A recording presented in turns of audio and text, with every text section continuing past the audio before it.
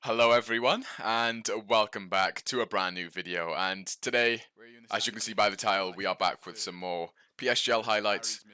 It's been a while. I think there's a week break, and that was because of the challenges taking place on the same Thursday that PSGL does. So yeah, a week break, but we're finally back. And as you can see, we're here for, I believe, round 9 in France. So I'll put the standings up on the screen before we do anything else. As you can see, P3 in the standings. The championship looks kind of weird because Barry and Yano have missed some races. They're definitely the two favourites for the championship, but they've been missing races. We're somehow in P3 because we've just done every race and we've been getting decent points. But we have generally had a poor season. Yano and Barry are not far off us as we go into qualifying, and it's wet. But yeah, as I was saying in the championship, a lot of drivers have missed some races, and then they do some races, then they miss some races. So that's how we're P3 in the standings.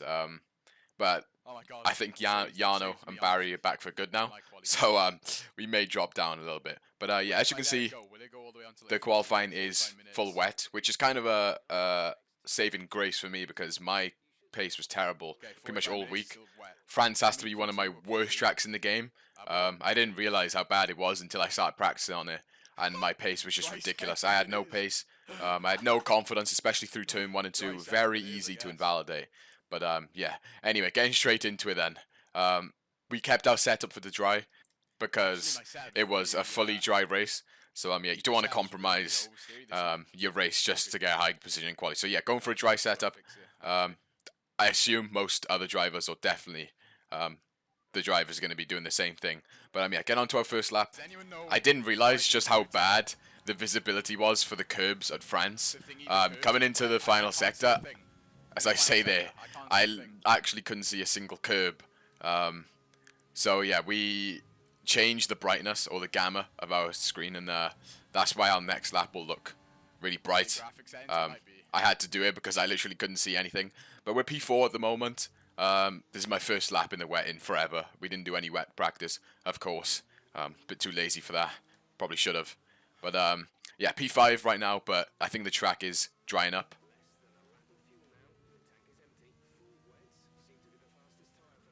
So it's going to be full wet for the whole session because Jeff didn't really say anything about it drying up. So yeah, going on to our second run. Now this is interesting because I don't actually improve. I was going way too cautious. So I was actually a bit scared that we weren't going to improve. But this lap I thought, yeah, I have to go for it. I don't know how I've just not improved when the track is getting so much drier. Everyone's improving. So I decided to just go for it. And as you can see, we're already 2/10 up. That lap that I did, that I didn't improve on, I was just taking it way too cautious, thinking I was going to improve anyway. But you know, you can't do that at this level. You can't just go, oh yeah, a cautious lap is going to get me through. You really do have to go for it. And well, yeah, now I'm 4/10 up and finishing the lap. We slot into P4. We actually decided to push that lap. Didn't really fancy getting knocked down Q1. So yeah, now on to Q2 then. Where's Yano on? As I say there, where's Yano on? We set a pretty decent lap at .1, but Yano's still 2/10 ahead of anyone. But yeah, that lap I think is going to be safe enough for Q3. But we decide to go out later on anyway because we have an extra set of inters, or I think we had 3 sets of inters. So we could afford to use another one. If Q3 was wet or inter still, then we would have a fresh set for then. But yeah, as you can see, on our second lap we do not improve. I made a mistake in the final sector, but we weren't that much up before that anyway. I believe it's maybe half a tenth. But yeah, we did enough to get through, and we're into Q3, and as you can see, it's dry. Now this was interesting because it says it's raining there, but as you can see, we're on the dries. The inters and wets are obviously way slower, but we keep scrolling between the tires to see the delta, and the delta was going down, meaning I think it was actually getting wetter at this point. So at this point we panicked and we thought, It's getting wet. It's getting wet, Jack. as I say there, we think the track's just going to get wetter and wetter, so we decide to go out now. But it turns out that actually it's going to get a little bit wetter, and then it's just going to completely dry Man out. was about to do 4 So laps on 50-50. we we go out, but we're just going to set a lap that's pretty much useless because it's going to dry out later in the session. Watch. So as you can see, there's still a bit of raindrops on the screen, and our lap was a 32. Provisional pole right now, but it was getting much drier. More lap. So I think at the end of the session it's going to be completely dry, but the track's still going to be drying out, which It's means going to be like whoever crosses the line last. that was really good timing. I didn't know that was going to happen. But yeah, it could be a situation where the last person to cross the line has the most dry track and the most grip, and they get pole. So yeah, it could be a potential train lining up to go last across the line. And as you can see, on our final run, there's 25 seconds left. There's a car behind me. I believe that was Donoso. And at this point, I start to panic as I think I say something around here. No, go. You say there, 12 seconds left. I haven't even come around the final corner yet. So it's going to be quite close. Matteo ahead of me is going to cross the line. But it's actually going to be really close whether we make it. 3, 2, 1, and we just get it with a second to go. So coming into turn 1, brake in after the curb on the right hand side. 5th gear, take as much curb as you can, as brave as you can through them corners. We weren't, and that's going to contribute to a poor first sector. Coming into this right hander, just after the 100 meter board, down to 5th, cut that curb as much as possible, and bring the car over to the left before swinging it into the right, missing the apex a little bit there. Not going to cost us too much, but we've done a 0.5 in the first sector. Ideally, you want to be doing a 0.3 or maybe even lower. But as you can see there, I wasn't very happy with that. But yeah, so far, not awful. It could be worse. We could have invalidated or something. So coming into the left-hander, sector 2, just after the 100 meter board, down to 4th gear, and we stick her in 4th for that right-hander. Pretty nice and tidy. Not fast, but still pretty tidy. And our middle sector split is a 0.3, which is pretty awful. But I don't think everyone else is doing much better at this point. It may still even be a bit, or not full grip conditions anyway. So yeah, coming into the right-hander, 5th gear, use all the track, and into the left-hander, 4th gear. Avoid that curb on the inside, it'll throw you off. Use all the curb on the outside, and we get that pretty nicely. And now we only have 2 more corners to go. 4th gear for this left-hander, and then down to 2nd, as close to the apex as possible. We take that pretty nicely. We avoid using that curb on the left.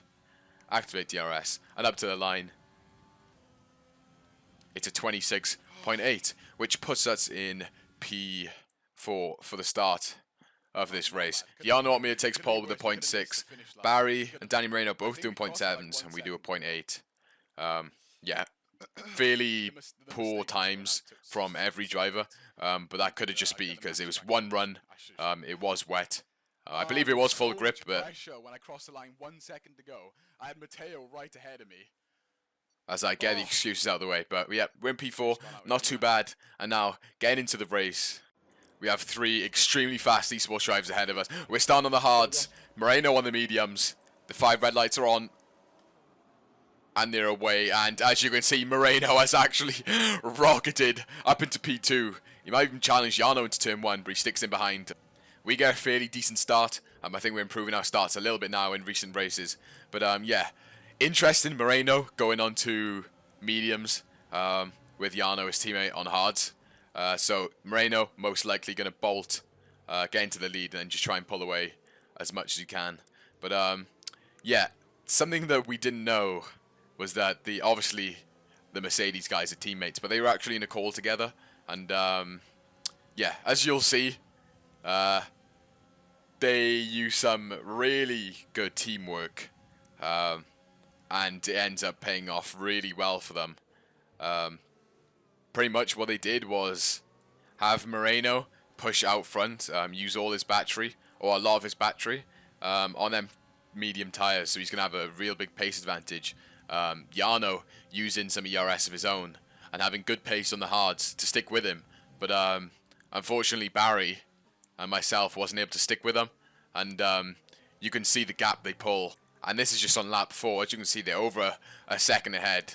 And I think just Barry wasn't prepared for what they were going to do. Obviously, Danny on them mediums had extremely good pace, and Yano stuck to him, but Barry just couldn't. Also noting this is Barry's first race back since he got his new rig and stuff. So yeah, maybe the race pace isn't 100% what it was. But yeah, it would have been pretty tough anyway, with Yano's really good pace and Danny really good pace on the mediums as well. So yeah, we've been caught out a bit there. As you can see, Barry's ERS flashing. So he really did try his best. As you can see, we're pretty low on ERS as well. But yeah, the Mercedes were just too quick, using really good teamwork. And it's going to be quite difficult to get back in Maybe I that train my DRS. battery to try and catch up and then let Barry save his. As I say there, we need to think of a way, maybe working together with Barry to get back into the DRS. And obviously, as you've seen, his light was flashing, meaning he had under 10%, and we still have 40%. So we can go for the move, use some of our battery, catch up a little bit, while Barry tries to save, and maybe we can switch and see if that's enough. But the problem is, Danny is faster than us right now on their mediums, obviously, and because Yano's still in his DRS, Yano pretty much has the pace of a mediums runner, really. So it's going to be pretty hard to catch up anyway with this train not having DRS, or the leader of the train not having DRS. So yeah, it's going to be extremely difficult. But we use some of our ERS, and I think we do go for the move on this lap. And yeah, we do. Not using all of our battery, but using some of it just to make sure we get past. Because you don't really get real close through that corner. So yeah, we're into the P3 now. And yeah, we're going to try and use some battery to catch up. Gap's currently 2.1. I didn't realize it was that big. So I didn't realize it was that much of a gap. But yeah, it's not looking great at this point. But we're going to use some of our battery, see what we can do. And unfortunately, it didn't work too well. We try to push as hard as we can, but the Mercedes just had too much pace out front. And now Barry has gone back through. He has more battery than us right now, I believe. So maybe he can try and do something. But we're coming near the pit stop window. Use that battery, Barry. Let's go. Thanks. Yeah, I still have a little bit of hope that Barry has the battery and we can pull away. He's going to save it for his outlap after he pits. But yeah, unfortunate situation. But Moreno's going to pit soon, and I think Yano's going to have around a 4-second gap. And I believe he actually had a full battery, so that makes it even worse. As Matteo and Domi there fighting side by side into the last sector. But yeah, I believe Yano had a full battery as well, which makes it even worse because he can just push using all his battery on his in-lap and still recover to about 100% for when he pits. So yeah, Yano in an extremely strong situation, and Danny Moreno being on hards for his second stint compared to us being on mediums probably isn't going to matter that much because when the Mercedes switch positions, Moreno could just stick in the DRS of Yano like they did in that first stint. So yeah, extremely well executed strategy from the Mercedes boys. And oh yeah, this happened as well.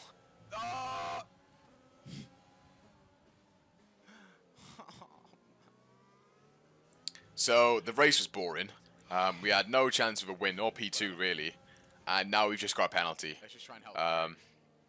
As I say there, we can try and help Barry, but there's pretty much nothing we can do at this point, apart from just straight line into Yano's car.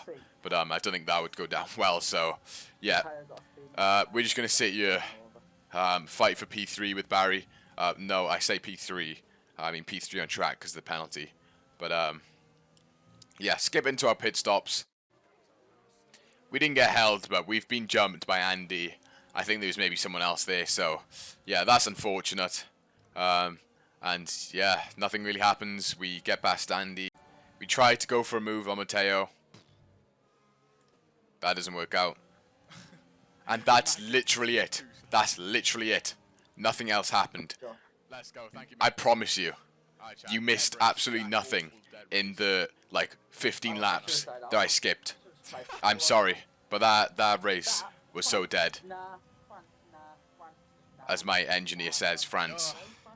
Awful. We finished P5. Yano wins the race. Danny Moreno P2. Barry P3. And I'm surprised that we got P5 after everyone had pens. So yeah, that's it. I'm so sorry. There was pretty much no actual content there, but there was nothing worth even showing. I think doing this is just better than me rambling on about random stuff with me just sitting in a train. So yeah, thank you all for watching. I really hope the other races aren't as boring as this one. But yeah, thank you all for watching. Like and subscribe if you enjoyed, and I'll see you in the next one.